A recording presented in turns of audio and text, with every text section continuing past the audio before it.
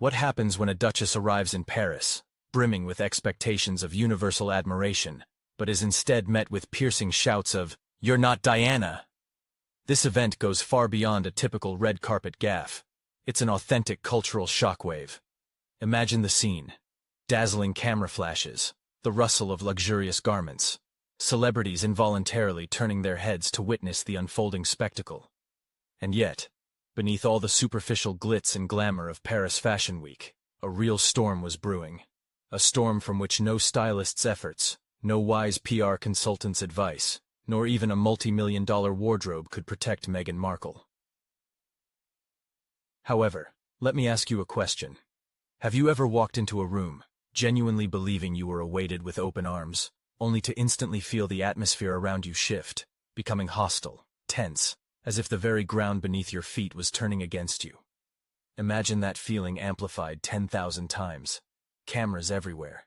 The world's media, holding its breath, watches Paris, a city that never forgets. And then, the boos erupt, loud, raw, and utterly undisguised. Initially, Meghan smiled. It was that familiar practiced smile of someone who has been under the lens for too long to immediately betray her discomposure. But if you looked closer, truly looked, you could catch a fleeting glimpse of worry. Her lips tightened slightly, her eyes darted restlessly. She heard it. And everyone present heard it too. "You're not Diana." This cry wasn't just a rude shout. It was a verdict. And the moment for it was chosen with cruel precision.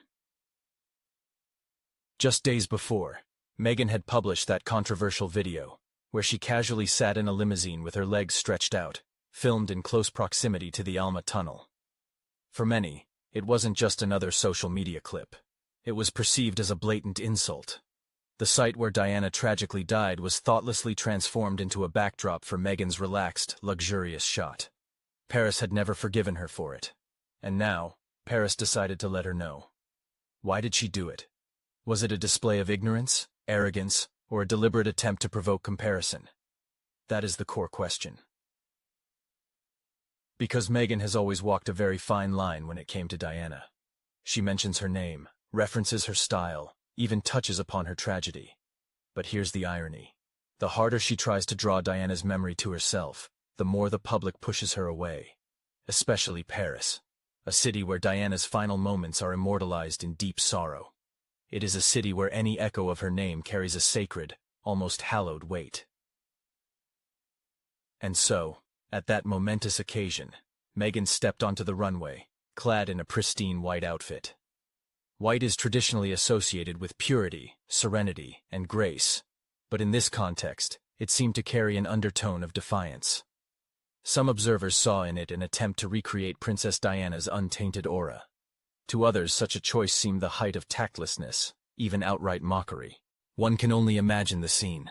She stands in the very heart of Paris, mere steps from Diana's tragic death site, presenting herself in an image seemingly inspired by sanctity, while simultaneously promoting video footage that, in the opinion of many, devalued the very essence of that great tragedy. It was this combination of factors that, in all likelihood, caused the furious reaction of the gathered crowd. The booing, which began as isolated shouts of disapproval, rapidly gained strength, transforming into a surging wave of collective discontent. The psychology of the crowd was fully at play here. It seemed to self-perpetuate, amplifying its own energy. One person expressed their outrage, another immediately joined them, and within moments, not just a handful of people, but hundreds of voices merged into a single chorus. Soon, a distinct chanted plea rang out. "You're not Diana." These words echoed again and again. One can only imagine how they sounded in her ears, reverberating off the majestic marble surfaces of the Paris Fashion Week venues. What is it like to be at the center of such an emotional hurricane? To continue moving forward unfazed? To put on an even wider smile, pretending nothing is happening? Or to succumb to the pressure and break under the weight of collective condemnation? Meghan, despite the obvious pressure, tried her utmost to maintain outward composure. The lenses of numerous cameras captured her forcing a polite, almost strained smile, her hand executing customary, yet now mechanical waves. However, the flawless mask of composure cracked. For a minuscule fraction of a second, her true emotions flickered across her face, betraying inner turmoil. And that momentary glimpse of vulnerability was more than enough to travel the world, becoming public knowledge for millions. Now, perhaps, it's worth taking a step back and looking at the situation more broadly. Why is this event so significant? What reason should compel anyone to worry about Meghan being booed at a regular fashion show? The answer lies in the fact that what transpired went far beyond Meghan's personal story. Diana was at the center of attention. It was about her enduring legacy. This was a global arena where a carefully constructed image clashed with deeply ingrained popular memory. Paris Fashion Week, by its very nature, is meant to be a celebration of beauty, boundless creativity, and high art. However, at that fateful moment, it transformed into a veritable battleground for public perception. Meghan arrived at the event as a duchess, clearly aiming to assert herself as a widely recognized style icon. However, she left as a woman whom an enraged crowd had unequivocally labeled, "not Diana." Isn't this profound contradiction obvious? Meghan, it seems, yearns for the halo of sanctity associated with Diana, yet she is entirely unwilling to accept the burden of the intense and unceasing scrutiny that accompanied the princess. She seeks the empathy Diana evoked, but categorically refuses the self-sacrifice that was an integral part of her life. This internal tension, like a ticking time bomb, explodes anew every time Meghan appears in public. And it was Paris that day that amplified this tension into a deafening roar, making it audible to the entire world. And here's what was, perhaps, the most poignant and even chilling aspect of the situation. The booing emanating from the crowd wasn't merely an expression of momentary anger or irritation. It carried a deep, inexpressible sorrow. These were devoted admirers of Princess Diana, many of whom were native French, and decades after her passing, they still continue to lay flowers at the Alma Tunnel, keeping her memory alive. They perceive Diana as part of their history, as something intimate and cherished. Paris, after all, was the city where she drew her last breath. And that is why, for these individuals, Meghan's presence, her controversial video, and even her choice of a pristine white outfit, felt not just inappropriate, but a direct and painful infringement upon the sanctity of their memory and grief. Let's now assess the scale of what transpired. Meghan has long ceased to be just a celebrity. She is an integral part of royal history, regardless of her desire. Every action she takes is inevitably subjected to intense scrutiny, and often hyperbolized. In Paris, she appeared not merely as Meghan, Duchess of Sussex. She was a woman who, it seemed, sought to appropriate Diana's aura, as if invoking her shadow. That is why the boos resonated so profoundly. That is why her tears were so eloquent. And yes, she did cry. Cameras managed to catch a barely perceptible shimmer of moisture in the corners of her eyes. Perhaps it was the reflection of flashes. Perhaps it was the echoes of the shouts, piercing through her carefully constructed armor. However, those tears told a story that no PR agency, no matter how sophisticated, could conceal. For how else can one explain the complete rejection of an entire city, manifested in real time? But this is where the situation becomes even more convoluted. The captured footage didn't remain exclusive to Paris. It instantly spread worldwide. Social media literally exploded with comments within minutes. Some users defended Meghan, calling the booing cruel and utterly inappropriate. Others, conversely, welcomed it, asserting that Paris had finally taught her a deserved lesson. The division of opinions was sharp, deeply emotional, and potentially explosive. And through all this informational chaos, one question rang louder than all others. Was Meghan simply misunderstood by the public? Or was she deliberately playing with fire, invoking Diana's ghost in the very city that still mourns its princess? Let me conclude this introduction by leaving you with this crucial thought. Meghan arrived in Paris intending to shine, but Paris itself had its own story already written. The boos that pierced the air were not merely random noise. They represented a powerful collision of history, profound memory, and simmering rage, all coalescing into that chilling chorus. The white dress, the limousine video footage, the inevitable comparisons to Diana. All of these, like elements of a complex mosaic, converged on that single red carpet. And Meghan's tears were not simply an act of humiliation. They became the embodiment of a bitter truth she could no longer hide from. For Paris, as is well known, never forgets. Paris never forgives. And on that unforgettable night, Paris, it seems, made sure Meghan Markle understood this immutable truth. Imagine someone entering a room, expecting enthusiastic applause, but instead feeling only the oppressive weight of silence, or worse, outright hostility. Now, imagine that room is not just a modest dinner party, but an iconic event like Paris Fashion Week, the most glamorous and widely covered affair of the season. In such an environment, every camera is invariably pointed at that person, and every headline for news outlets is already prepared, merely awaiting their grand entrance. Duchess Meghan Markle undoubtedly understood the colossal significance of this moment. She likely assumed she would skillfully manage the event, yet dazzling Paris, it seemed, had entirely different plans of its own. The city's atmosphere had reached a fever pitch long before her arrival. Across the vast expanse of social media, blurry, indistinct footage of her motorcade was already rapidly circulating, showing it slowly and confidently navigating the labyrinth of narrow, ancient Parisian streets. A procession of black SUVs, equipped with deeply tinted windows, all of it constituted nothing less than a grand royal spectacle, unfolding before an astonished public.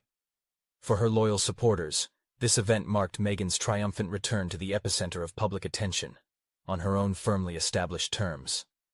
However, for her irreconcilable critics, it was merely another carefully orchestrated PR stunt, played out in a city still reeling from the tragic echoes of Princess Diana's final moments, whose shadow seemed to loom over everything. Picture this: elegant SUVs gracefully pulling up to the venue. The Balenciaga Spring-Summer 2026 Women's Collection show isn't just a runway display. It is, without a doubt, a grand cultural stage where art, fashion, and high politics intertwine. Paris Fashion Week has always transcended a mere clothes display. It has consistently been an arena for showcasing political influence, a symbol of celebrity power, and a birthplace of new trends. Duchess Meghan wasn't just attending the show. She was purposefully placing herself at the very heart of public attention, striving to be the evening's central figure. When the door finally swung open, and she gracefully emerged, a collective, almost inaudible gasp of astonishment swept through the crowd. Meghan was clad in a dazzling white ensemble, a flawlessly tailored outfit that caught every ray of light, much like freshly fallen snow under powerful spotlights. Camera flashes sparkled like lightning, camera lenses furiously clicked, and for a split second, it seemed she was the undisputed mistress of the evening, its brightest star. But the atmosphere, thick with anticipation and adoration, was about to undergo a radical shift, foreshadowing an unexpected turn of events. At first, the sound was almost imperceptible, barely discernible. A few scattered murmurs of disapproval, quiet and virtually indistinguishable amidst the chaotic clatter of camera shutters and insistent shouts of reporters calling her name. Meghan reacted as anyone accustomed to constant public scrutiny would. She smiled. It was that Hollywood smile, honed to perfection, radiant, meticulously crafted to charm and disarm. Yet, the boos did not subside. On the contrary, they grew, becoming louder and more distinct. One voice turned into 5. 5 voices merged into 50, until a wave of noise crashed onto the red carpet like a tsunami, carrying with it words that pierced the air. "You're not Diana." Can you imagine what it's like to hear those words in the very city that witnessed Princess Diana's last breath? Meghan's step faltered for just a fleeting, barely noticeable moment. She tried to maintain her fluid movements, but her gait lost its accustomed rhythm, becoming slightly less confident. Every inch of the red carpet suddenly felt like an endless mile, an incredibly long and arduous path. The irony of the situation was truly devastating, piercing. For years, Meghan had meticulously crafted her public image, which, often consciously or unconsciously, drew upon Princess Diana's rich legacy. There were interviews where Prince Harry compared her to his late mother. There were Meghan's fashion choices that clearly echoed Diana's iconic looks, evoking associations with her style. Even her struggles with the relentless press were presented as a modern narrative, a Diana 2.0, designed to elicit sympathy and understanding. Diana 2.0. However, in Paris, a city where the elusive ghost of Princess Diana continues to reside at the Alma Tunnel Memorial, this narrative unexpectedly had a completely different effect. Security, as if instinctively sensing the approaching storm, tightened its ranks around Meghan, almost imperceptibly shifting its formation. They, too, undoubtedly felt that intangible yet palpable tension, that hostility hanging in the air. The paparazzi, usually indefatigable, now shot with even greater ferocity, their lenses aiming to capture not just Meghan's elegant dress, but to immortalize every wrinkle, every strain that appeared on her face. For at that moment, it was no longer just a fashion display, no ordinary social outing. It was a true theater unfolding on the streets of Paris. Tragedy and spectacle, like two powerful currents, merged, creating an incredible atmosphere. Haven't you noticed how crowds can change, how their mood transforms? The anger of one person, like a spark, can ignite a flame in another. And now, it was no longer individuals expressing their discontent, but an entire chorus, united by a single impulse. This is precisely what transpired at the very entrance of the Balenciaga boutique. Paris, it seemed, had decided to speak, and its voice was loud and clear. Meghan's hand elegantly rose in a greeting gesture, and her head turned slightly, as is customary for royals, to acknowledge the press on both sides. But her eyes, those mirrors of the soul, betrayed her true feelings. They darted toward the source of the shouts, then quickly returned to the cameras. She understood perfectly that the lenses would capture everything, and indeed, they did. Later, freeze frames emerged, showing her lips tightening, her smile trembling, and her jaw involuntarily clenched from the piercing sound of rejection. The cruelest aspect of the situation was that these shouts weren't random outbursts, spontaneous expressions of discontent. They were deliberate, premeditated. They were specific and unequivocal. "You're not Diana." This wasn't about Meghan's acting career, or her past roles. Nor was it even about her controversial departure from the royal family. It was about something far deeper, something that touched the most sensitive chords of the Parisian crowd's soul. For them, it was about reverence, about sacred memory, about who had the right to utter Diana's name, and who, in their opinion, did not. Let's pause for a moment and ask, why Paris? Why did such a fervent and emotional reaction manifest here, and not in London or Los Angeles? The answer lies in the fact that Paris preserves Diana's story in its streets, in its memory. The Alma Tunnel is not just a cluster of concrete and traffic. It is a genuine sanctuary. Locals still regularly lay flowers in memory of the princess. Tourists from all over the world still stop to photograph the memorial flame that burns in her honor. For Parisians, Diana is not just a page in history, not a forgotten past. She lives in their hearts, in their collective memory. Therefore, when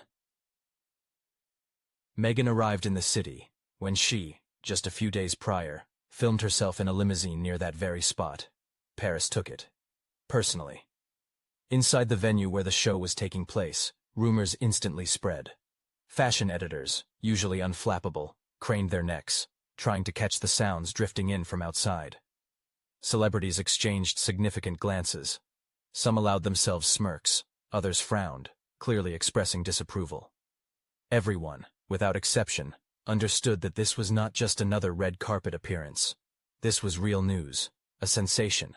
It was a scandal, and Meghan found herself at its very epicenter. One must consider the profound symbolism of what transpired. She arrived, clad in pristine white garments, which ostensibly should have conveyed ideas of innocence, purity, and rebirth.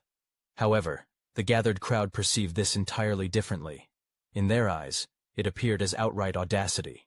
A woman accused of personally profiting from Diana's tragedy presented herself in angelic tones, illuminating the space with a smile, as if expecting an enthusiastic reception from the city. But Paris, a city with a long memory, had not forgotten the past, and Paris expressed its resolute disapproval.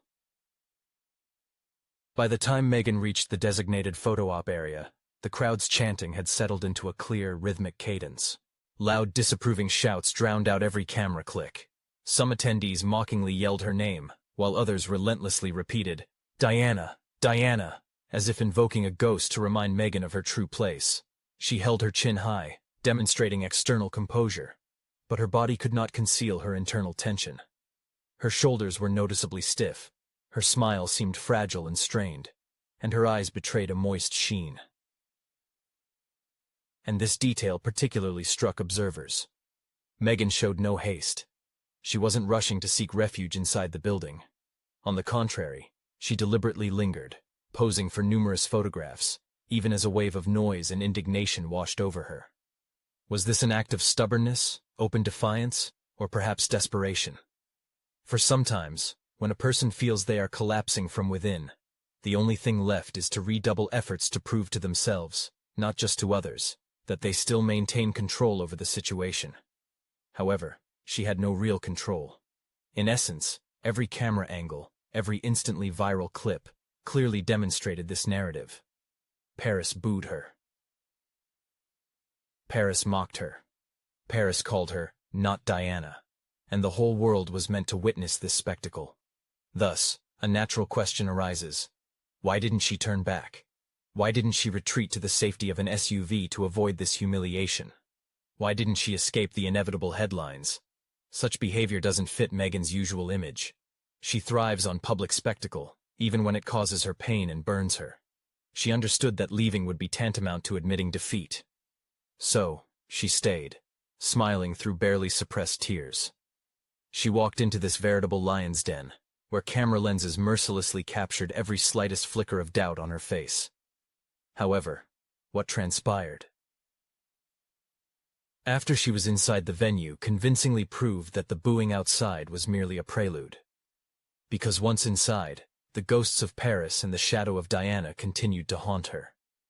And what followed was destined to torment Meghan far more intensely than a few angry shouts from the crowd. Imagine the scene. A person steps onto a red carpet, meant for solemnity, for universal admiration, for thunderous applause, for camera flashes ready to project their image worldwide. The outfit meticulously chosen, the smile perfected, every gesture rehearsed to exude unwavering confidence. But instead of triumphant cheers, the air is pierced by a voice, sharp as a knife's edge. And it's not just any voice. It's a voice that conjures a ghost from oblivion. A legend. You are not Diana. Pause and consider this. Of all the words that could have been hurled at Meghan Markle, these did not concern her acting career, her marriage, her Netflix deals, or even her departure from the royal family. They were directed at Diana, the only woman to whom she has been consistently compared. The only figure who still commands reverence decades after her passing. The only shadow Meghan seems unable to escape. This chant was not random. It was deliberate. You are not Diana. Again and again, until the phrase ceased to be mere mockery and transformed into a verdict. It was a public trial. Unfolding in real time, with Meghan in the dock and Paris as the jury. And the jury had delivered its judgment. Let's digress for a moment. Why does Diana's name cut so deeply? Because Diana is not just a memory. She is a true icon. For millions, she embodies compassion, vulnerability, grace under immense pressure. For Parisians, she symbolizes tragedy, loss, and betrayal. Her story ended on their streets, in their tunnel. They fiercely, almost fanatically, guard her memory. And so, when Meghan is perceived as exploiting that memory, whether through interviews where Harry equates her struggles with Diana's, or through fashion choices that echo Diana's style, she is not merely criticized. She is rejected. Consider the irony. Meghan was often presented as a modern Diana, both by her husband and herself. Parallels were drawn countless times: media intrusion, internal royal struggles, the outsider narrative. But here, in Paris, the birthplace of Diana's martyr myth, the people didn't buy it. Instead, they turned the comparison against her. You are not Diana. Can you imagine what it felt like to hear that? Each syllable echoed with the weight of a ghost she could never embody. It wasn't just about booing. It was about being denied access to a legacy she desperately sought to associate herself with. One must also consider the chronological context of the events. By that point, Meghan had already caused a wave of outrage by appearing in a video where she casually propped her feet up in a limousine, passing by the Pont de l'Alma tunnel. Some observers interpreted this gesture as an act of casual arrogance, while others viewed it as outright mockery. For devoted admirers of Princess Diana, such behavior was utterly unforgivable. And when, just a few days later, she appeared in public dressed in white, the symbolic significance of the outfit became so obvious it was impossible to ignore. This action was not merely tactless. It effectively poured gasoline on an already raging fire of public discontent. It was at this moment that the powerful psychology of the crowd came into play. Had one person shouted, "You are not Diana," their voice might have been dismissed as an isolated incident. 2 or even 3 protesters could have been easily ignored. However, once this chant began to gain momentum, it transformed into an unstoppable torrent that became absolutely impossible to silence. The power of a crowd lies in its ability to strip individuals of doubt and hesitation. Collectively, everyone feels significantly bolder and more confident. And very soon, Meghan heard this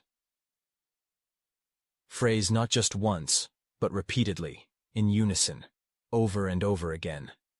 This chant, gradually escalating into a kind of public verdict, seemed to be pronounced by the city of Paris itself, expressing its categorical opinion. And there it was, the brutal, unsightly truth.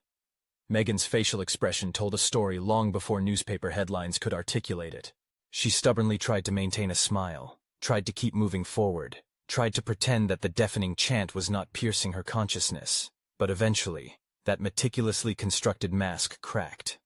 Numerous cameras mercilessly captured the momentary flash of pain in her eyes, the nervous clenching of her lips, the barely perceptible tremor in her gait. For a public figure so meticulously honing her image, this visible crack in her armor was truly devastating. Because once the world witnessed this moment, a new narrative was irrevocably established. Meghan Markle had been broken by the words, "You are not Diana." The question arises, what would any of us have done in a similar situation? Stopped dead in our tracks? Yelled back? Or perhaps burst into tears right there on the red carpet? Meghan, however, chose arguably the most difficult of all possible options. She continued her walk, but with each new step, her stride became heavier, and each click of the camera shutter inexorably carried that humiliating chant into the annals of history.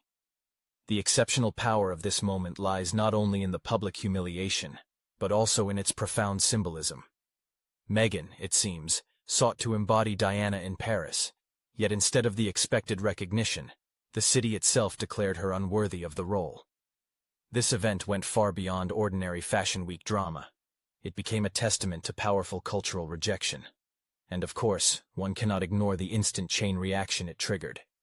Within minutes, videos of the humiliating chant flooded all social media platforms. Hashtags like #YouKnowDiana rapidly trended. Some openly mocked Meghan, others tried to defend her, but irreparable damage to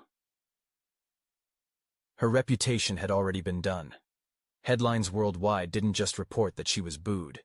They repeated that exact phrase, "You are not Diana." It echoed everywhere, on TV tickers, in endless Twitter feeds, in Instagram captions. The chant that began on a Parisian street had truly become a global phenomenon. However, there's a very important nuance here.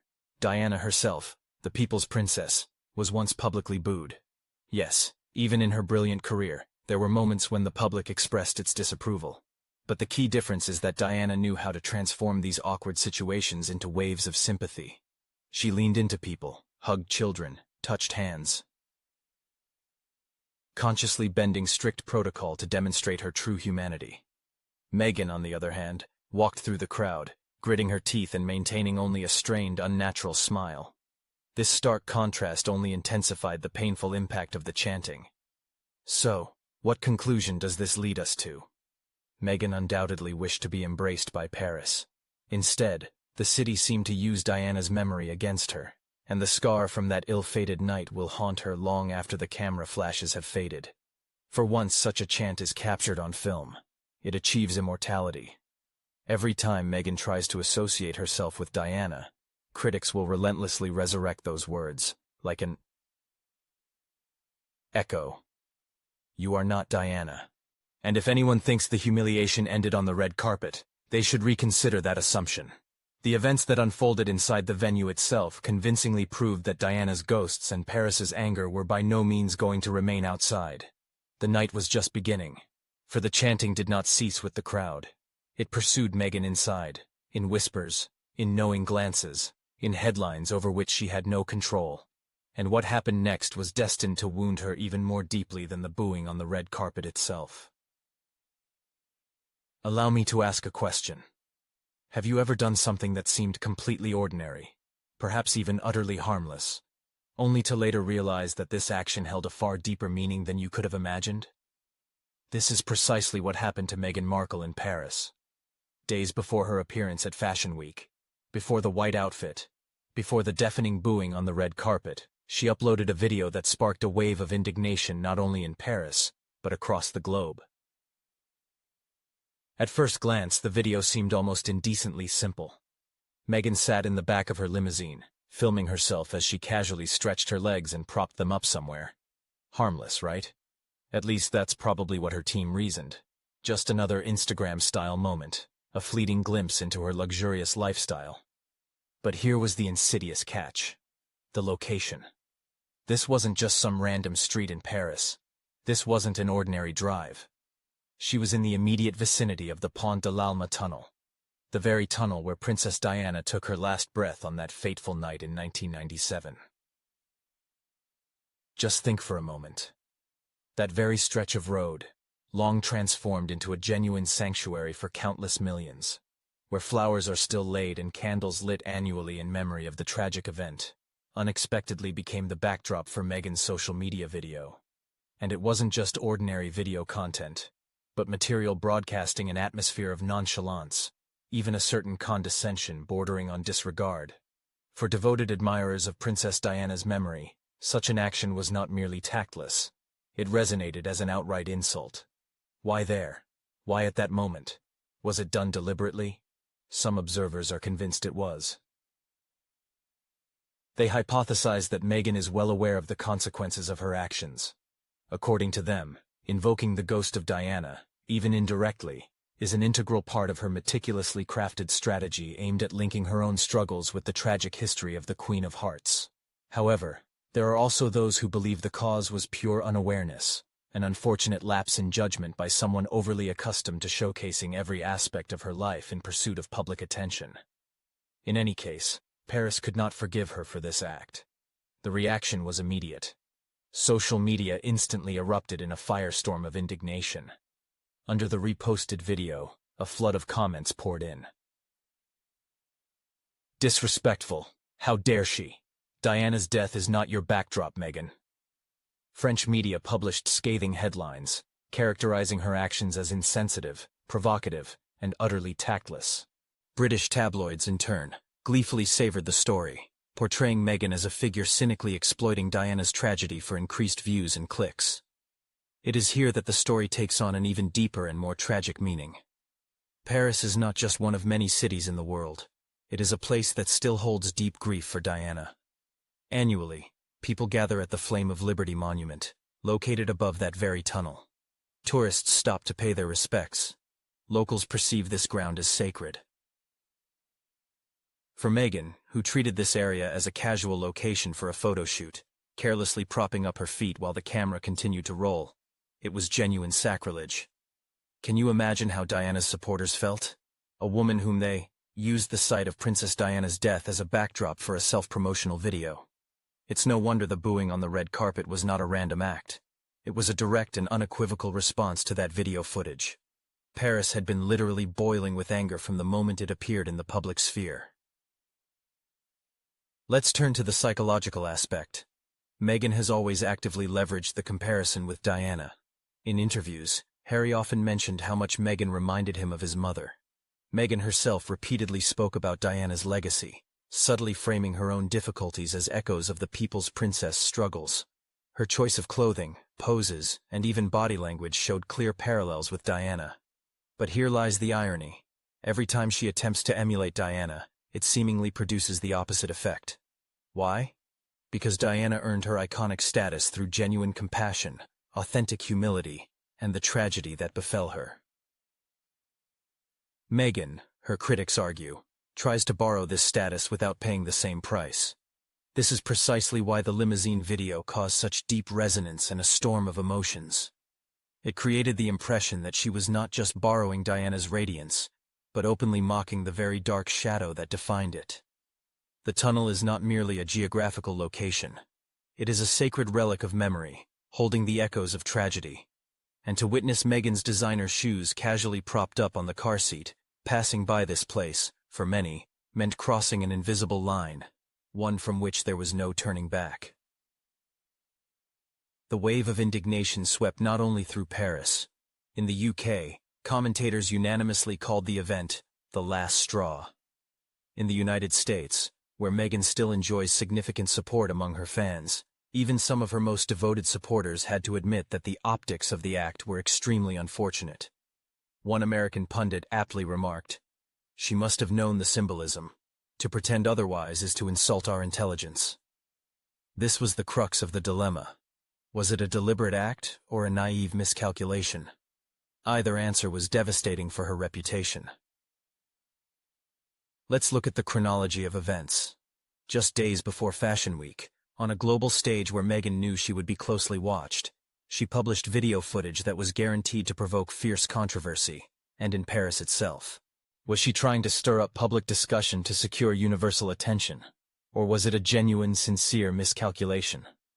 If it was a calculated strategy, it was one of the most reckless and ill-advised moves of her career. If it was an act of ignorance, then it was one of the most careless and unforgivable. In any case, this incident created the perfect breeding ground for the subsequent disaster. And disaster, unfortunately, struck. The booing that erupted at Fashion Week was not a spontaneous outburst of discontent. It was a genuine eruption of long-suppressed anger from a city that had already passed its harsh judgment on her. Paris had not forgotten the limousine video. The city's residents were waiting for her, and when she appeared in a white outfit, beaming a smile as if nothing untoward had happened, the crowd delivered its final verdict. Ask yourself, if you were Meghan's advisor, would you have allowed her to film that video? Would you have assured her that the optics of this act were absolutely safe? Or would you have resolutely exclaimed, "No, Meghan, not there, never"? Because anyone with even a slight understanding of the depth of Diana's memory in Paris should have exercised far greater caution. Herein lies the cruel irony of fate. Meghan's video, which was intended as a mundane moment from her life, ultimately became the very catalyst that prompted the crowd to chant, "You are not Diana." These words hurt especially deeply because Diana would never have acted that way. Diana would never have been so carefree. In the immediate vicinity of such an unimaginable tragedy. And Meghan, on the contrary, seemed to demonstratively flaunt it, disregarding all sentiments. It was done for show, without a doubt. Imagine Meghan walking down that carpet, where each step echoed with the deafening shouts of the crowd. She heard those shouts, and deep down, in the very core of her being, she perfectly understood the true reason for this indignation. She could not deceive herself into thinking it was merely random fashion hype or an unfortunate coincidence. No, she knew. That limousine video had lit the fuse of public outrage. And Paris, that relentless, passionate Paris, exploded in angry protest. However, the complexity of the situation was that this wave of negative reaction was not confined to the red carpet. Within the enclosed world of high fashion, whispers grew louder and more insistent. Influential editors and celebrated designers constantly murmured about the highly undesirable optics, how her presence relentlessly distracted attention from the clothing collections themselves. They questioned whether she had crossed an invisible line that even the scandal-hungry fashion industry was unwilling to cross. Meghan likely thought she had come to enjoy the fashion show, but instead, she unwittingly became the central spectacle, the subject of universal discussion. The humiliation deepened when the video footage of her limousine ride was linked to the clips of her being booed, firmly cementing the narrative in the public's mind. Meghan wasn't merely booed in Paris, she was, in essence, publicly chastised, punished for daring to film herself near Princess Diana's memorial graveyard, punished for presuming to present herself as Diana's successor. And this punishment was delivered by the very city that still deeply mourns its beloved Princess Diana. Thus, a tormenting question arises, demanding an answer. Did Meghan understand, as the deafening boos rang in her ears, that this was a consequence of her own actions? Did she connect the dots between the limousine video and the angry shouts emanating from outside Balenciaga? Did she regret pressing the record button that fateful evening in the car? Or did she, as some insiders close to her claim, merely redouble her efforts, firmly believing that this outrage only proved her success in keeping Diana's name inextricably linked to her own?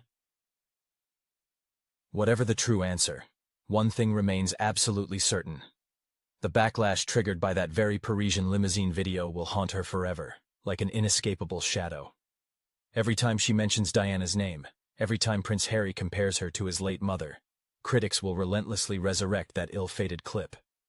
The accidental shot capturing Meghan's legs near the tunnel where Diana tragically died will continue to live on, pursuing her like a ghost she cannot shake, no matter how hard she tries. But the real nightmare wasn't just the online indignation that festered across the internet. The true, profound humiliation arrived when Meghan walked into the venue, naively believing she could leave the shouts and fury of the crowd outside, behind closed doors. She couldn't, however, for Diana's ghost and Paris's rage followed her through those doors, penetrating the very heart of the event. And what transpired inside wounded her even more deeply, for these were no longer just strangers in a crowd expressing their anger. This was the fashion elite, the crème de la crème of society, celebrities, influential insiders. And their reaction, their subtle yet eloquent gestures, were meant to show Meghan that the negative reaction that began on the street was far from over. It was over. Clothes are never just clothes, especially when it comes to Meghan Markle. It's not merely fabric and cut when one steps onto a Parisian runway, illuminated by camera flashes and accompanied by eager global headlines. Fashion, by its very nature, is a powerful language. It can speak louder than any words, overriding even the most carefully prepared statements, and eclipsing those impeccably practiced public smiles. And on that momentous night in Paris, Meghan Markle chose the language of white to communicate. However, a legitimate question arises. What exactly was she trying to convey with this choice? White is never neutral. It carries a deep and multifaceted symbolism. White embodies purity, innocence, as well as rebirth and new beginnings. It can be interpreted as a message. Don't blame me, I'm untouchable. Or as a dramatic statement. Look at me, I'm a martyr. Such a message is inherently risky in any context. But in Paris, in a city where the memories of the tragically departed Princess Diana linger like restless spirits, this choice was akin to entering a battlefield in completely inappropriate attire for the fight. Meghan's outfit, impeccably tailored, was the epitome of style. The flawless Balenciaga cut, minimalist yet sharp lines, all created an image that should have effortlessly conveyed sophistication and elegance. On paper, this ensemble was exactly what any fashion editor would have unequivocally approved. The stumbling block, however, was its profound symbolism. For the numerous fans of Princess Diana, who were already outraged by the recent limousine video, this image appeared to be nothing short of an overt provocation. It seemed as though Meghan had deliberately donned white, the very color Diana so often chose for her most iconic public appearances, as if declaring, "I am her heir." Isn't the irony obvious here? The very thing Meghan perhaps perceived as a way to elevate herself and her image only intensified the wave of negative reactions. Paris is a city that lives and breathes symbolism. Every statue, every curve of a street, every meticulously curated outfit on the runway carries a deep, often hidden meaning. And here was Meghan, clad in white, arriving in the city that witnessed Diana's tragedy, just days after the publication of that infamous video. It was like pouring gasoline on an already raging inferno of public discontent. The crowd did not let it go unnoticed. Camera lenses captured every nuance, and fashion critics also voiced their opinions. Some journalists wrote that Meghan's look was truly ethereal, emphasizing its airiness.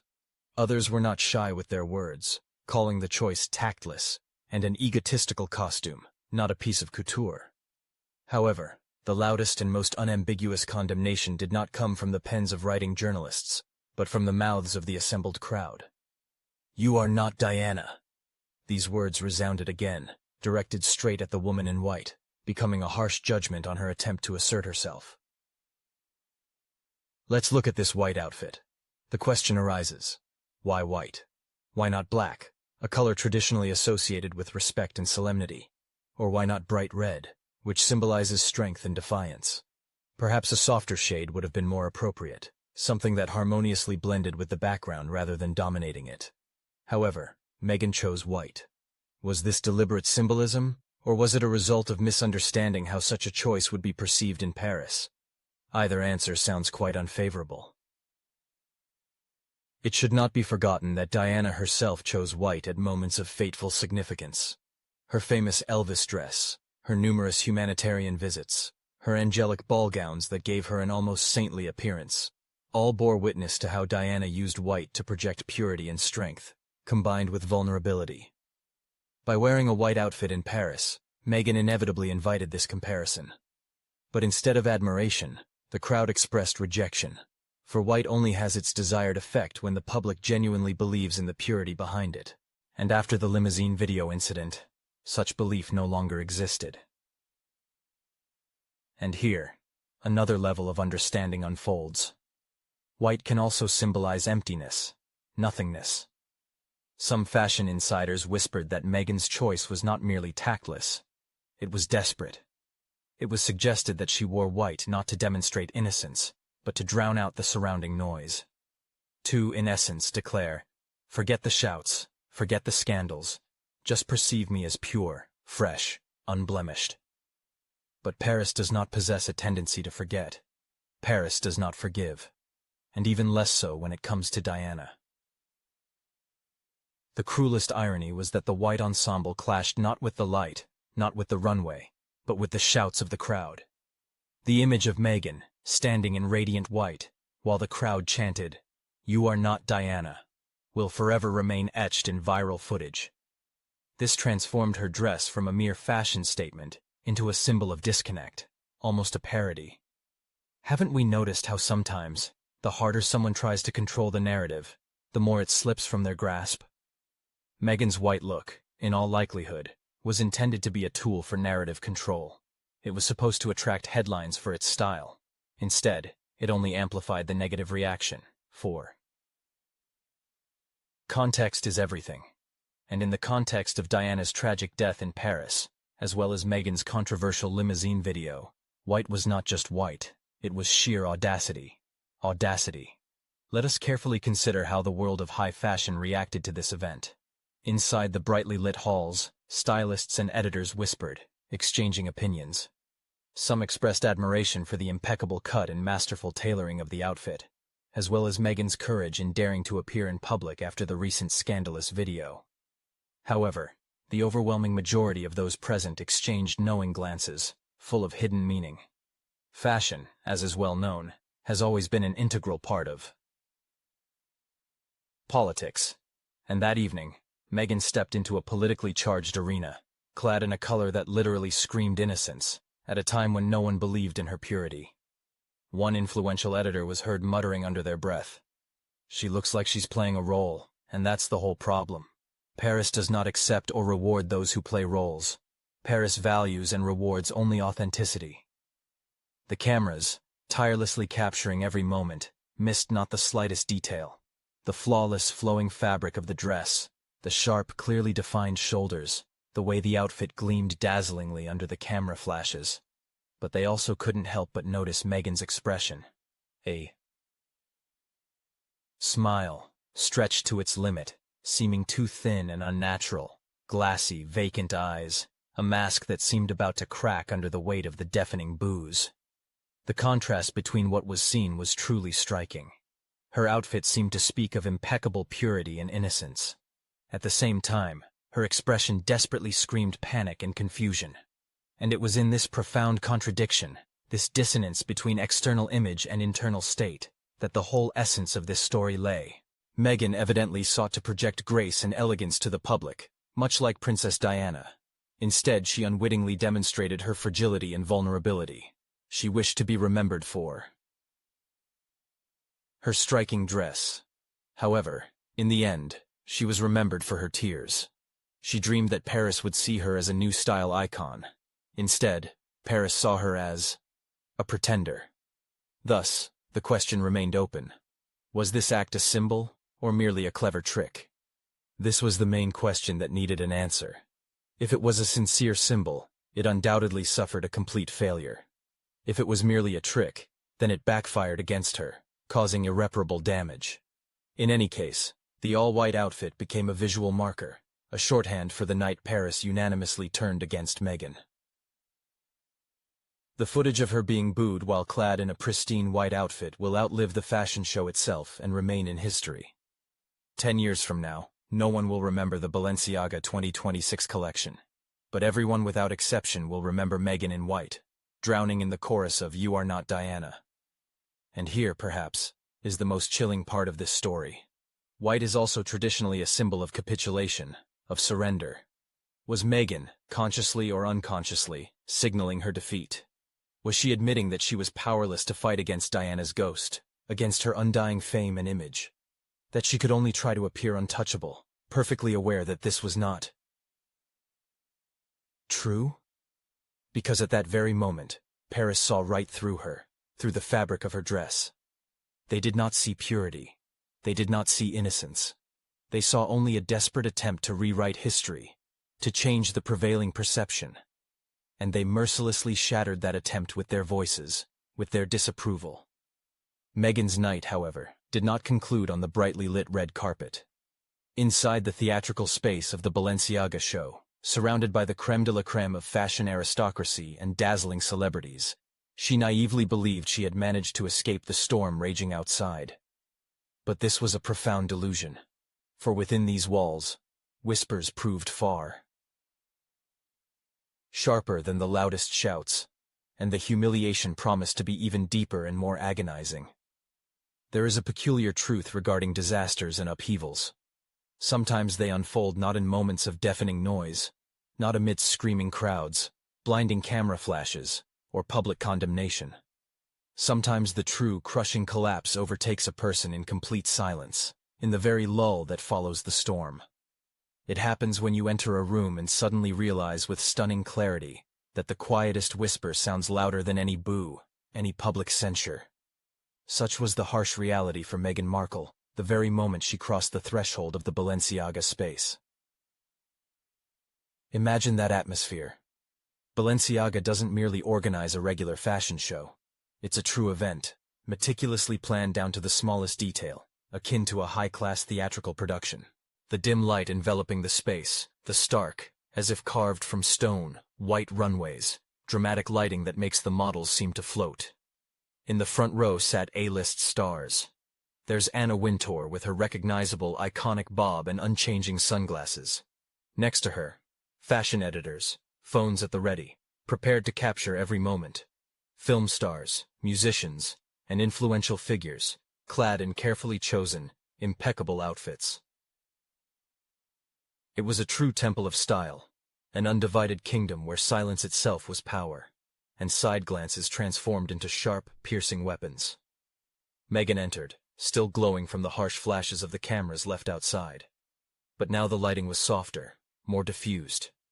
She tried to internally reset. Here, inside, there would be no shouts, no crowds chanting Diana's name. Or at least, so she naively believed. Because if the outside world met her with open, undisguised hostility, The inside world presented something far more sophisticated and cruel. It was condemnation, artfully disguised as politeness and detachment. Have you ever experienced stares that didn't express admiration, but rather dissected, scrutinized you under a microscope? Meghan felt this fully. Heads turned, but not in reverent awe, rather with curiosity mixed with palpable discomfort.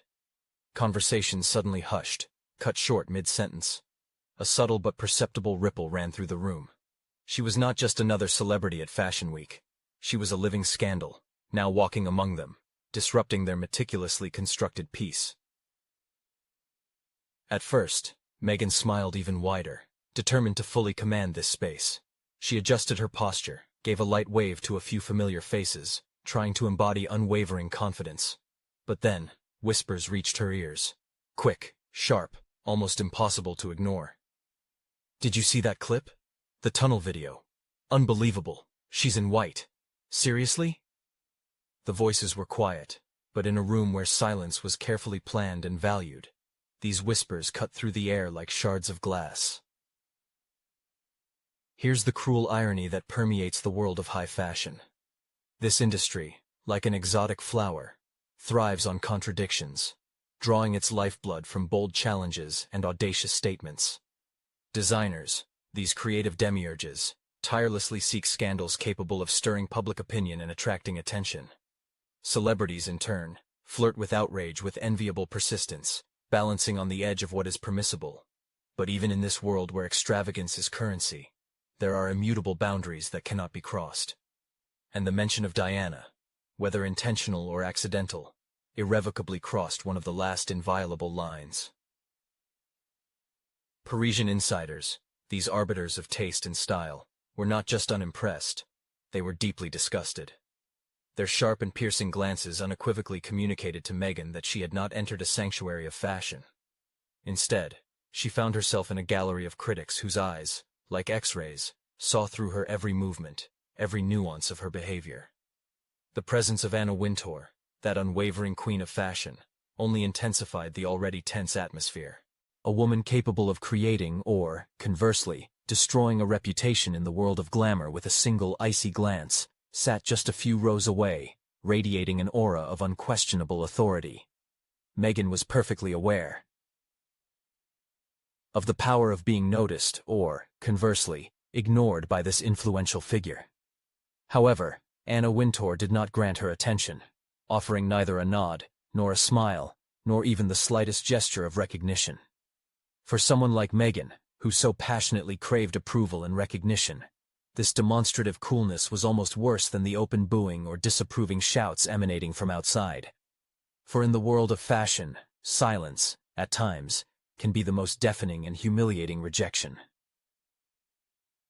And then the cameras appeared, like unseen predators, subtly but relentlessly capturing every moment. They were discreet and professional, but their lenses were aimed directly at her. Meghan's body language transformed into a separate performance, full of hidden meanings and internal experiences. Her legs were elegantly crossed, her chin slightly raised, her face carefully composed, but subtle cracks of internal tension still showed through. Her hands involuntarily fiddled with the hem of her outfit, betraying anxiety. She shifted restlessly in her seat several times, trying to find some comfort.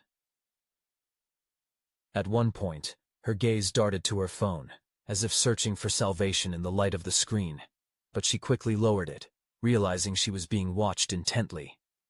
The show began, and models gracefully glided down the runway, displaying futuristic designs that were meant to captivate everyone's attention. But did anyone truly notice them? The truth was, many eyes continued to return to Meghan, as if drawn by a magnet to her figure. She was not the star of this fashion show, yet she became the main spectacle. Her presence inadvertently turned the runway into a backdrop for her own, albeit unspoken, humiliation. It seemed every camera angle caught her strained composure. Every photo or Instagram story taken inside the venue was accompanied by not-so-subtle and biting comments, reflecting the general mood. And here is the very detail that no one outside the fashion world fully grasped. Paris Fashion Week is not just a display of clothes and new collections. It is a complex game of politics, subtle alliances, and unspoken hierarchies, where every gesture and every appearance carries weight. Meghan evidently thought that by appearing in a white outfit, she would be the center of attention, attracting admiring glances. Instead, her choice only placed her outside this circle, like an outsider in a world that thrives on authenticity, artfully disguised as art. She was not a fashion insider. She did not belong to this elite circle. She became a scandal, inadvertently disrupting the show, and her presence left a bitter taste of disappointment. However, the atmosphere grew increasingly tense. During the brief intermission midway through the show, a period usually filled with the subdued hum of polite conversation, Meghan rose from her seat, as if to stretch or adjust her outfit. At that moment, the atmosphere in the room palpably shifted, and the gazes of those present sharpened. Several guests demonstratively turned away. Others leaned into each other, exchanging whispers. For her, it was undoubtedly akin to daggers piercing her back. Meghan's internal state likely mirrored that agonizing feeling of being in a room where you are the subject of conversation, yet everyone pretends otherwise. The symbolism of the moment was undeniable and striking. While models majestically paraded down the runway in ensembles meant to embody the future of high fashion, Meghan herself seemed to be inexorably pulled into the past. She was haunted by Diana's shadow, the oppressive weight of Paris, and the echo of chance that resonated not only from outside, but also within her own mind. She could not escape this burden. Even as she tried to force a smile and applaud at the show's finale, her clapping seemed lifeless, and her smile unbearably fragile. She understood this, and everyone around her was perfectly aware of the true state of affairs. For the cruel truth is this: Paris Fashion Week, while a grand spectacle, mercilessly exposes those who try too hard to control their own narrative. Meghan had hoped to appear as the epitome of grace and impeccability. Instead, she sat, a living symbol of rejection, and no virtuoso tailoring, no perfect shade of white, no meticulously rehearsed expression could erase the words echoing from outside. "You are not Diana." Yet the night was not finished with its harsh punishment. Because after the show concluded, as guests began to exit the building, Meghan's departure proved to be as chaotic and dramatic as her arrival. The chants from the street not only hadn't subsided, but had noticeably intensified. And the waiting cameras captured what, this time, she could no longer hide: the tears she had so desperately tried to suppress. But these tears were not the end of her humiliation. They merely served as the prelude to the next act of the drama. For Paris was not merely rejecting Meghan Markle as an individual. It was making a statement about something far grander, about something Meghan could never change or undo. Diana's memory belonged to the people, not to any personal interpretation Meghan might offer, and the city was not about to let her forget this immutable truth. There was something truly unique in Diana's legacy. She belonged not just to the British people, or the royal family, or even her sons. She belonged to the entire world, and no city guarded her memory with such fierce devotion as Paris. Diana's admirers were not mere fans. They were not ordinary nostalgic monarchists or casual fashion observers. They were guardians. Stern, emotional, relentless guardians. And when Meghan Markle stepped onto their sacred ground, they did not hesitate to remind her whose city she had dared to enter. The moment she appeared, as if stepping onto a stage, a dramatic scene unfolded before us. Not far from the famous Pont de l'Alma tunnel, the very place where Princess Diana's life tragically ended on an August night in 1997, stands a memorial. This is the Flame of Liberty, a majestic golden torch originally intended as a symbol of Franco-American friendship, but which, over time, was unofficially adopted and consecrated by those who mourned Diana. Even now, decades later, people bring bouquets of flowers, light commemorative candles, and leave touching handwritten messages here. Years have passed, but the profound grief for her has not diminished one iota. Paris, it seemed, still mourned its lost princess, continued to love her devotedly, and tirelessly protected her memory. This is why, when Meghan seemingly casually filmed herself, comfortably positioned in close proximity to this tunnel, sacred to many, the city of Paris perceived this act as a personal insult, For Diana's devoted fans, this was not merely a PR misstep. It was regarded as a true desecration of memory. One can only imagine the reaction if someone dared to take a glamorous selfie against the backdrop of Ground Zero or playfully pose at the Auschwitz Memorial. Clearly, the location itself fundamentally alters the perception and meaning of any action. And for those who cherish Diana's memory, the video filmed in the limousine was not just an ill-considered display. It became an unforgivable act.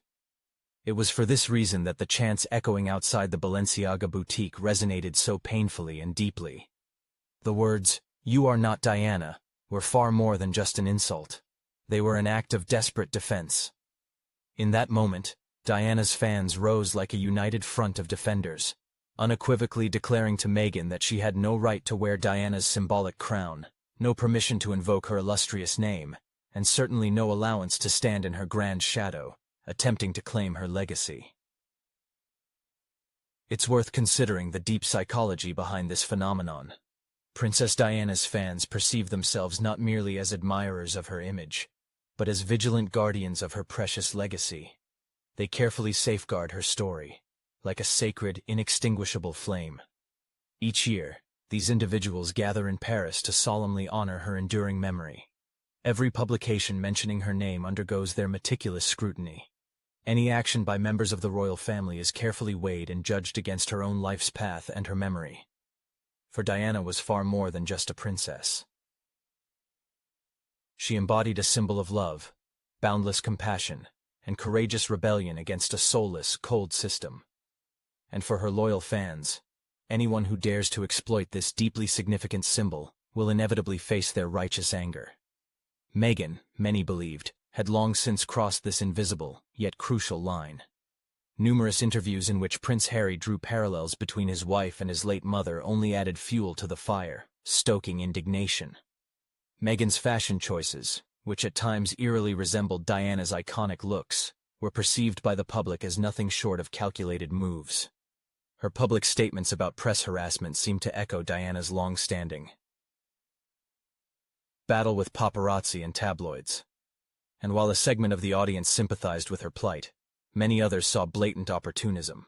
Diana truly suffered. Diana made sacrifices. Diana tragically died. Meghan, numerous critics claimed, was, in their view, attempting to borrow from this profound tragedy without having endured its trials or earned its reverence. Therefore, when Meghan appeared in Paris, clad in dazzling white, Diana's loyal guardians were already awaiting her. They didn't merely hiss their disapproval. Their voices merged into a powerful chorus, chanting accusations. These people persistently reminded her, shouting the truth they sincerely believed with every fiber of their being. You are not Diana. And here lies the crucial point. Meghan undoubtedly has her devoted fans. These are loyal supporters who see her as a brave, outspoken, and even somewhat Diana-like figure. However, their voices were completely drowned out on the streets of Paris. Diana's fans were significantly louder, their anger more palpable, and their unity stronger. And these were not just random hecklers, but people who had once mourned at Pont de l'Alma, the tunnel. Those who had stood silently with candles in hand. Those who had grown up with images of Diana on their walls. For them, Meghan was not just Meghan. She was perceived as an unwelcome intruder, violating the sanctity of their grief. Can one imagine what it's like to arrive in a city, anticipating glamour and honor, only to be met with a wave of grief directed squarely at you? To be compared to an almost canonized figure, and unequivocally told that you utterly failed to measure up. Meghan's tears were not merely a humiliation. They were an unambiguous admission that she was powerless to fight against this onslaught. Diana's fans were not going to let her lay claim to that symbolic crown. Now, let's turn to the question of why Paris holds such a unique place in this story. In the UK, Diana's memory is inextricably linked to the monarchy, of which she was a part. In the United States, she is most often remembered as a glamorous humanitarian, an embodiment of elegance and compassion. But in Paris, she is forever frozen in tragedy, an eternal, untouchable figure. Her death transformed her from merely an icon into a true legend, and legends, as we know, are reluctant to share their space with anyone else. Meghan arrived in a city where Diana's ghost doesn't just linger, it utterly dominates, and Paris made it clear that Meghan could never take her place. The anger that resonated through the streets was not solely fueled by Diana's memory. It was driven by a deep sense of respect. Diana was perceived as authentic, compassionate, imperfect, yet utterly real. Meghan, in the eyes of her critics, embodies calculation, deliberate PR strategies, and meticulously orchestrated moments. When you juxtapose these two images, one born of deep pain and sincerity, the other accused of artifice and performance, it becomes entirely unsurprising that the crowd drew its battle lines so decisively. And now, an emotional episode unfolds before us that cannot be overlooked. A significant portion of those chanting so passionately were women who, in their youth, had sincerely admired Princess Diana. These women felt personally betrayed by how the monarchy had treated her, seeing Diana not just as royalty, but as a kindred spirit, a close friend, or even a maternal figure. For them, Diana's legacy was deeply intimate and personal. When Meghan referenced this legacy, it was perceived as an exploitation of their own, still raw grief. Therefore, the jeering was not merely an expression of anger. It was a reflection of broken hearts, turned into fury, a powerful emotional outburst. Have you ever considered trying to step into someone else's shoes, only to realize they would never fit? That was precisely the reality Meghan experienced in Paris. Diana's fans simply could not allow her to occupy that space. They couldn't, because for them, Diana wasn't just a princess from the royal family. She was their Diana, an indispensable part of their world. And Meghan, despite all her efforts, could never become her, could never fill that unique niche. The chanting outside the building was just the beginning. Inside, Diana's unseen shadow continued to linger, exerting its influence. Conversations invariably turned to Diana, pushing Meghan into the background. Guests quietly whispered, "Diana would never have done that," expressing their disapproval or surprise. Fashion editors, instead of admiring, compared Meghan's white ensemble to Diana's angelic dresses, not to note similarities, but to highlight a stark difference. Thus, Meghan did not elevate herself by referencing Diana. Instead, she seemed to diminish herself in the public's eyes. And here we encounter the cruelest twist in this story. The more Meghan sought to step into the bright light radiated by Diana, the darker and more distinct her own shadow became. The reason is simple. Diana's fans are far from passive. They actively resist. They jeer, they chant. They tirelessly remind her that the crown Diana wore in their hearts could never, under any circumstances, grace Meghan's head. This is their unwavering stance. However, Meghan's ordeal was not limited to the chanting or the whispers behind her back. At the very moment she tried to maintain her dignity and hold her head high, tears appeared. Paris saw them. Cameras captured them. The entire world witnessed that moment. And these tears were not merely a display of humiliation. They became a symbol of defeat. It was that deep, bone-chilling defeat when one realizes they've fought a battle they were never destined to win. But those tears, captured on film, themselves sparked a new storm. Because the next chapter of this story was no longer about the crowd, or the chanting, or even Diana's fans.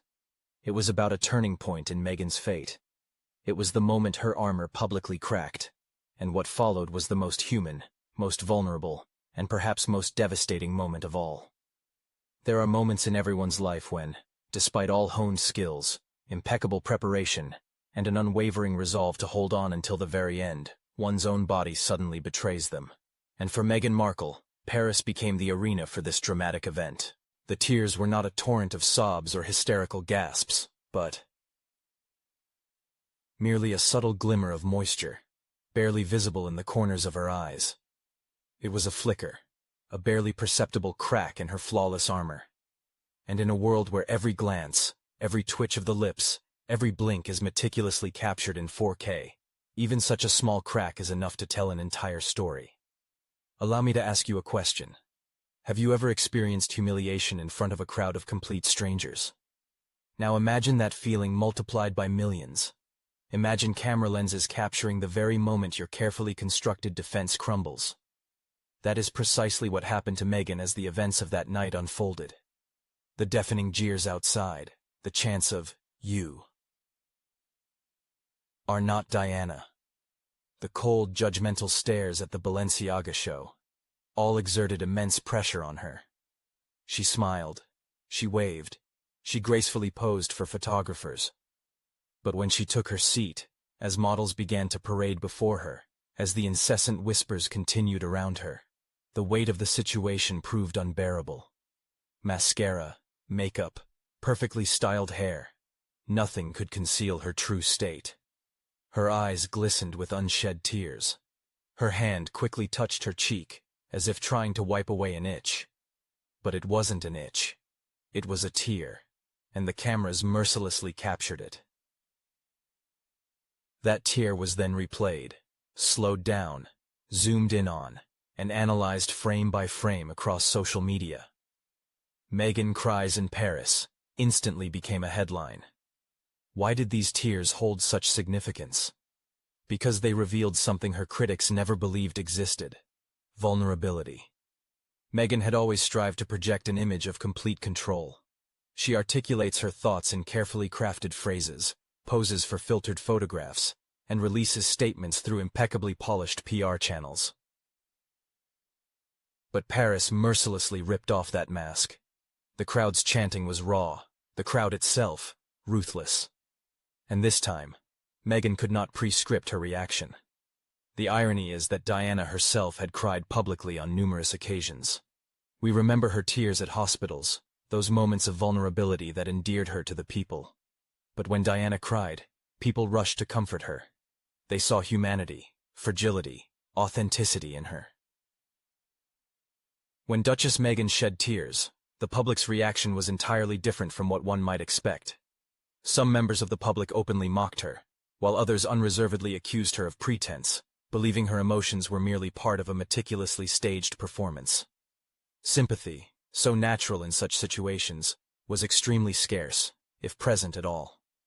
The comparison that had relentlessly haunted her for a long time only deepened, becoming even more painful. Princess Diana's tears typically evoked a wave of empathy and support, whereas Meghan's tears, conversely, generated only a wave of scorn and condemnation, underscoring the stark contrast in the perception of these two figures. And yet, in those bitter tears lay the undeniable truth of that evening. Duchess Meghan was broken. Her radiant smile, usually a reliable shield against external attacks, had been pierced by acerbic mockery and criticism. She valiantly tried to hold her head high, demonstrating resilience, but her own body could not conceal her true feelings, betraying her inner state. A single tear became a silent yet eloquent admission that this evening was not her triumph. It had turned into a crushing defeat, exposing her vulnerability to the entire world. Now it's worth reflecting on the deep symbolism of tears within the world of high fashion. Fashion shows, by their very nature, are meant to be unassailable sanctuaries of flawlessness and aesthetics. In this meticulously constructed reality, models do not cry, and guests do not allow themselves to display fervent emotions. All participants in this spectacle seem to pretend to be above ordinary human feelings. Meghan's crying in this overtly artificial and controlled environment was more than just a display of vulnerability. It was a veritable disruption, a subversion of established norms. She mercilessly shattered the meticulously constructed facade of Paris Fashion Week, exposing its fragility. And in doing so, she undoubtedly became the main story of the day, though not in the light or with the message she might have wished for. Let's delve deeper into this critical moment. She sat in the front row, her hands neatly folded in her lap, presenting an outward calm. Models gracefully paraded down the runway, music pulsed, camera flashes continuously illuminated the hall, and yet her gaze wandered. It wasn't fixed on the runway or the exquisite outfits, but on the audience, on the fleeting whispers, on the palpable judgment. Then her head lowered slightly, her lips pressed tightly together, and her hand instinctively touched her cheek. That was the moment the mask slipped, revealing true emotions, and the crowd outside, despite the walls, did not fall silent. Even as the show continued, the chants faintly but distinctly filtered through the walls. "You are not Diana." These words haunted her, gnawing at her from within, until the inevitable happened. Her emotions overwhelmed her. Have you ever noticed how sometimes tears are an expression not just of the present moment, but of all the accumulated burden leading up to it? These tears from Meghan were shed not solely because of the jeering in Paris. They were the culmination of years of criticism, constant and exhausting comparisons to Princess Diana, deep rifts within her own family, endless accusations of hypocrisy, and every headline that portrayed her as manipulative, opportunistic, and disingenuous. Paris was not the genesis of her suffering, but it undeniably marked a turning point. It was here that all contradictions converged. Critics sneered at her tears, branding them a sign of weakness and an inability to maintain composure. Supporters, conversely, argued that the tears proved her humanity, her authenticity, and that she had simply been pushed to her limit. Yet, despite their disagreements, both sides concurred on one thing. Meghan had lost control of the narrative. When one cries in public, the story of their pain ceases to be their own. It becomes fodder for cameras, commentators, and the entire world, which mercilessly dissects another's anguish, transforming it into an object of discussion and speculation. A quiet whisper of pain. The cruelest aspect of the situation was Meghan's acute awareness of what was happening. This is precisely why she so hastily wiped away her tears, straightening up, attempting to reassemble her mask of impassivity. However, a mask, once broken, can never be fully restored. The footage capturing that moment endured. Paris Fashion Week would now be associated not with Balenciaga's new collection, but forever remembered for Meghan's tears. An insistent question immediately arises. Were these tears the moment Meghan finally realized that Diana's legacy did not belong to her? That no matter how much she strove to emulate Diana's style, her story, her struggles, the world would never embrace her with the same sincerity and adoration? Or were they tears of defiance, shed by a woman who knew she was being unfairly compared, punished for daring to walk in Diana's shadow? We may never know the true answer, but one thing is certain. These tears sealed that night. They crystallized the humiliation, making it palpable. They confirmed that the booing had achieved its purpose. The chanting had pierced. The whispers had wounded. And yet, the night was not over. Because as soon as those tears entered the camera lenses, they left the venue with Meghan. They spread across the world. They became headlines, social media hashtags, and memes, and the world, ever divided in opinion, discussed not fashion, not the show, but specifically Meghan's tears. But if Meghan believed the backlash had peaked, she was profoundly mistaken. The global reaction that followed proved far more brutal than anything Paris had screamed in her face. What transpired next escalated a humiliating night into an international scandal. As the lights dimmed on the Balenciaga runway and Meghan finally slipped back into her black SUV, one might have thought the worst was over. The booing had been endured. The chanting had been heard. The tears had been shed. But here's the truth. In our modern world, humiliation doesn't end when you leave the room. It only begins when the footage hits the internet. And Meghan Markle's Parisian breakdown didn't just hit the internet. It exploded. Within minutes, hashtags trended globally. Euro Diana topped charts in France, then spread to the UK, then to the US. TikTok videos appeared instantly. Clips of Meghan wiping her cheek in the front row were spliced with footage of Diana comforting children, embracing AIDS patients, walking through minefields. The comparison was far from subtle. It was savage. One clip titled, "This is Diana, this is Meghan," garnered millions of views in just hours. The internet had transformed Parisian jeers into a global chant. Here's what's truly unsettling.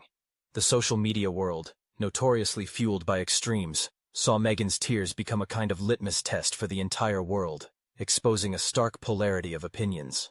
For some, these tears were undeniable proof of her humanity, evidence that she had been pushed to her limit, that Paris had undoubtedly crossed every conceivable line. For others, however, they were nothing more than the beginning of another carefully orchestrated performance, another attempt to evoke associations with Princess Diana's vulnerability, but devoid of her genuine sincerity. Let's examine how the world reacted to this event. In the UK, tabloids, like predators, pounced on the news, their headlines screaming, "Meghan melts down in Paris, and you're no Diana. Paris roars at the Duchess." A multitude of opinion columns flooded newspapers, offering various interpretations of what had transpired. Some commentators openly mocked her for daring to wear white, a color symbolizing Diana. Others viewed the incident as the moment the world finally saw Meghan's true face. British morning shows tirelessly replayed the video footage, debating whether the tears were genuine or a subtle manipulation. One live panelist stated unequivocally, "Diana cried for people, Meghan cries for herself." In France, the coverage was even harsher and more uncompromising.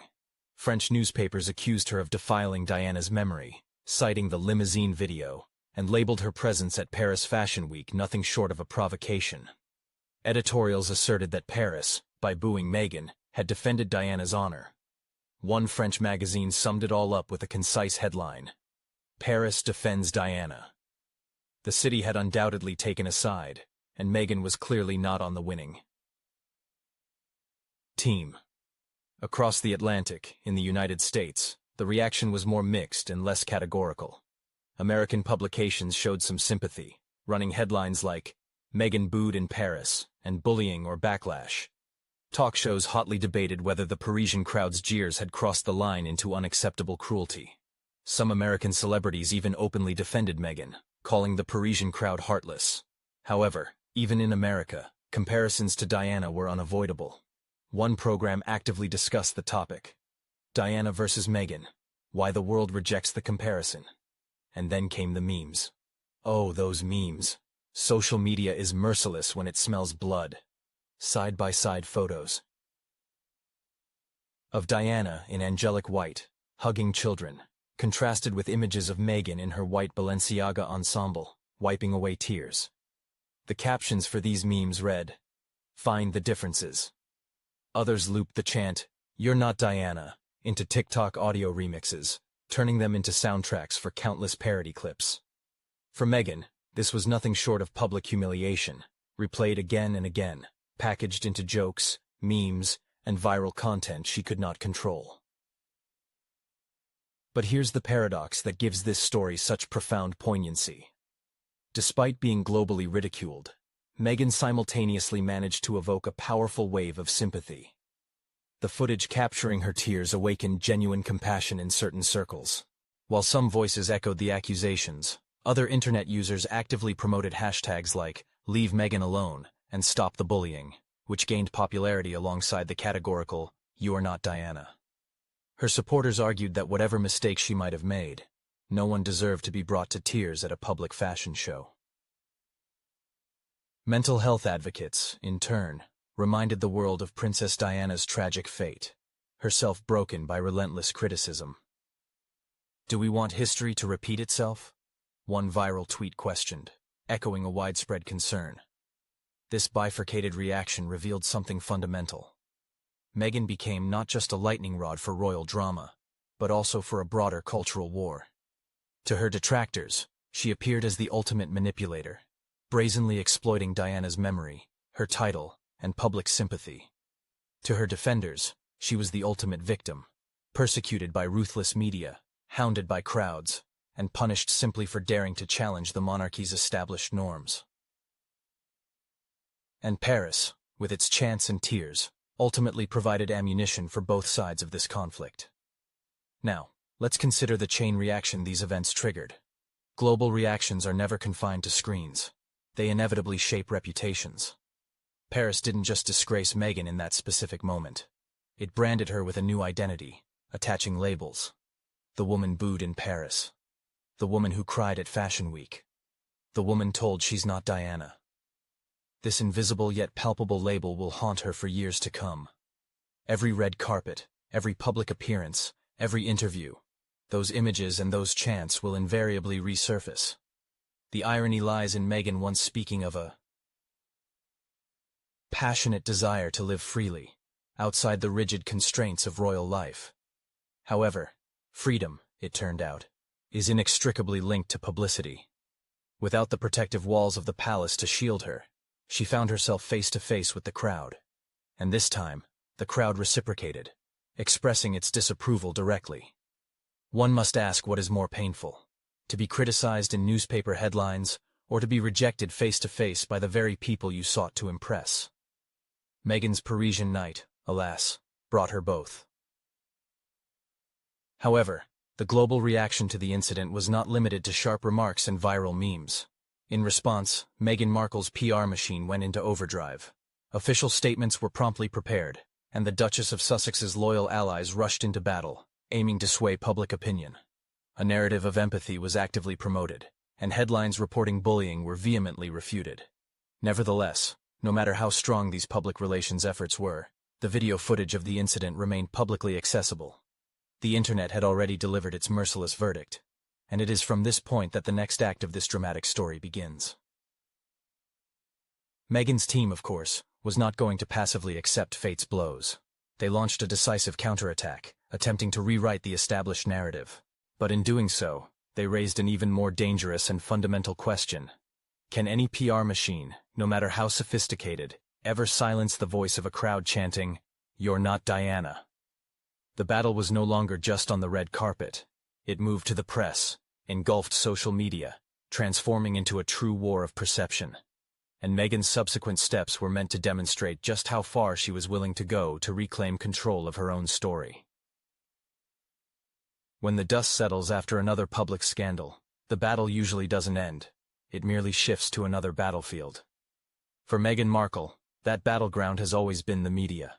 She is acutely aware of the power of headlines, the influence of carefully constructed narratives, and the widespread reach of artfully chosen words. This is why, when Paris booed her, when the world endlessly replayed footage of her tears, when hashtags like "You are not Diana" took on a life of their own, her PR machine went into full throttle. One thing is important to note about Meghan. Whether you like her or dislike her, it's impossible to deny her mastery of narrative control. For years, she and Harry have played a long game. Interviews, Netflix exclusives, memoirs, podcasts. Each new scandal was met with a fresh interpretation of events. Every criticism received a response presenting the situation from a new angle. Paris was no exception to this rule. The moment those unflattering chants reached the ears of the global public, her team sprang into action with maximum effort. The first strategic move was to awaken sympathy. Within hours, carefully selected quotes from insiders appeared in celebrity magazines. For instance, a source close to Meghan told one publication, "She was deeply hurt. The jeers were cruel and completely unnecessary. She just wanted to attend the show and celebrate fashion." Another story hinted that Meghan was extraordinarily emotional, because the chants mentioning Diana reminded her of the pain Harry experienced. Do you notice that subtle yet significant shift in the narrative? Suddenly, Meghan was no longer just a woman booed for alleged disrespect towards Diana. She transformed into a woman reliving the trauma of Diana's death and its profound impact on her husband. Clever. Undoubtedly. But did it fully work? Not entirely. Because while some believed this narrative of bullying, others saw right through it. Social media erupted with rebuttals. She brought this on herself with her limousine video. This isn't bullying, it's accountability. The more her PR team pushed the sympathy angle, the more critics doubled down on their accusations of manipulation. The second step in this strategy involved skillful deflection. Meghan's allies and supporters began interpreting the events as a targeted attack on women. American publications started featuring op-eds asserting that Meghan Markle was facing a barrage of criticism, solely because she dared to display self-confidence and enter spheres traditionally controlled by influential figures, such as Anna Wintour. The essence of this approach was simple and clear. The booing of Meghan in Paris was not due to her alleged disrespect for Diana's memory, but rather society's inability to adequately perceive strong and independent women. This was, undoubtedly, a very shrewd tactic. It broadened the context of the incident, blurred direct parallels with Princess Diana and presented Meghan as a symbol of female strength under unjust attack. However, an obvious contradiction arose here. The people of Paris expressed their dissatisfaction not because Meghan was a strong woman. Their reaction was driven by a firm conviction that she had shown disrespect for Diana's memory. And no feminist interpretations could alter this fundamental perception. The crowd's chants were too specific, too sharp, and too undeniable to be interpreted otherwise. The third move involved deliberate silence where it mattered most. It's worth noting what Meghan did not do. She did not directly address the limousine video situation. She offered no apologies. She provided no clarifications. She didn't even acknowledge that the location of her clip was in close proximity to the Pont de l'Alma tunnel. Her silence on this matter was truly deafening and telling. Why did she choose this path? To acknowledge it would have been to effectively admit guilt. To acknowledge it would have been to give Paris exactly what it demanded, an apology for such a careless and inappropriate reference to Princess Diana's memory. Instead, her team chose to ignore the root cause of the incident and attempted to manipulate the consequences. However, this is where the situation became significantly more complicated. Public relations cannot always fully control objective reality, and the reality was that Paris had already spoken. The crowd's chants were not fabricated tabloid headlines. They were not the product of critics' imaginations. They were authentic voices, captured on video, echoing across the red carpet. PR strategies can transform tears into bullying. They can turn rejection into an expression of sexism. But they cannot erase the sound of a crowd chanting, "You're not Diana." This video clip began to live a life of its own, immune to any PR tricks. And therein lay a certain irony. Meghan's team had always sought to position her as Princess Diana's spiritual successor. They actively used comparisons, encouraged Prince Harry to draw parallels, and even shaped her clothing choices, orienting them towards the late princess's iconic looks. However, Paris completely flipped this script, and this time, Meghan's PR machine was powerless to change anything. It was time to consider the countermeasures. Meghan's online defenders entered the virtual space, forming a kind of digital army.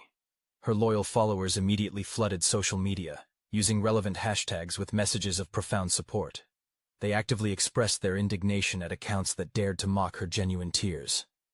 Tirelessly, they unleashed a barrage of posts on critics, demanding, "Leave Meghan alone." However, the opposing side proved relentlessly unforgiving.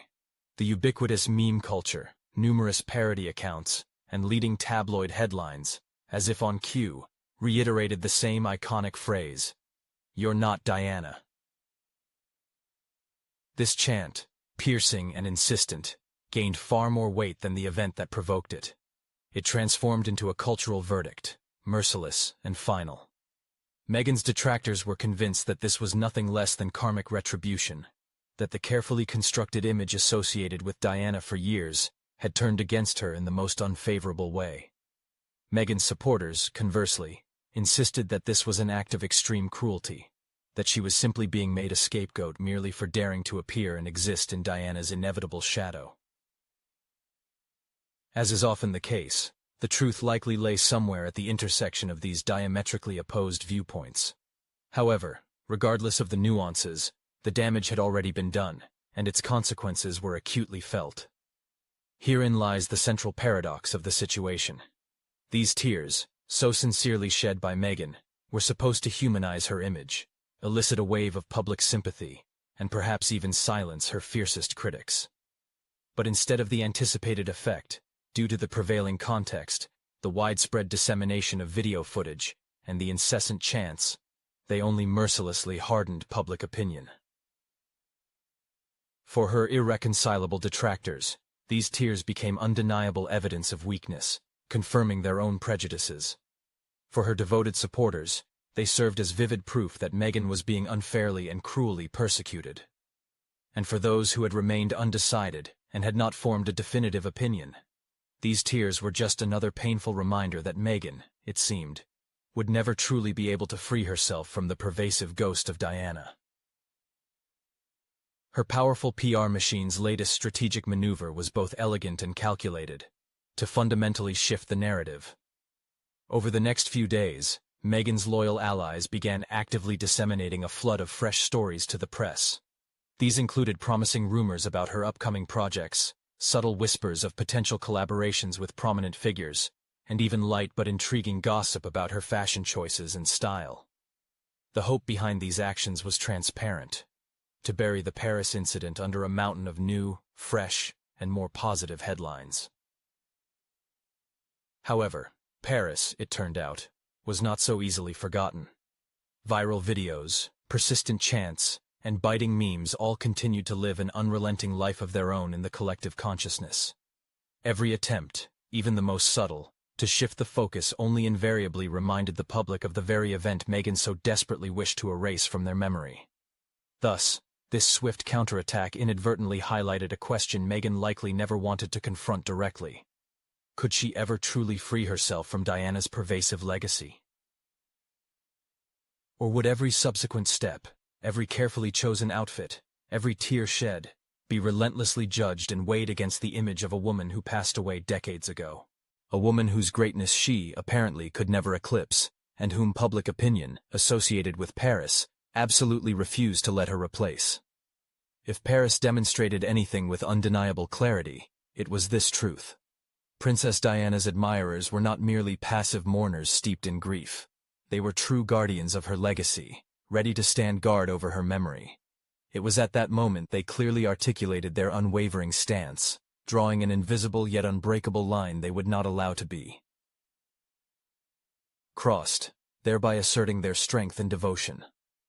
Meghan, no matter how skillfully she tried to manipulate public opinion, no matter how she resorted to tears or clever ploys to evade accountability, could not change the fundamental truth. She was never destined to take Diana's place in people's hearts, to become the people's princess. And it was Paris, a city that meant so much to the princess herself, that invariably served as a reminder of this insurmountable difference, forever cementing her status as one who could not measure up to the greatness of her predecessor.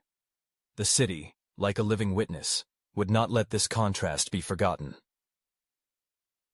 However, contrary to all expectations, the PR campaign launched to protect Meghan's reputation did not put an end to this story.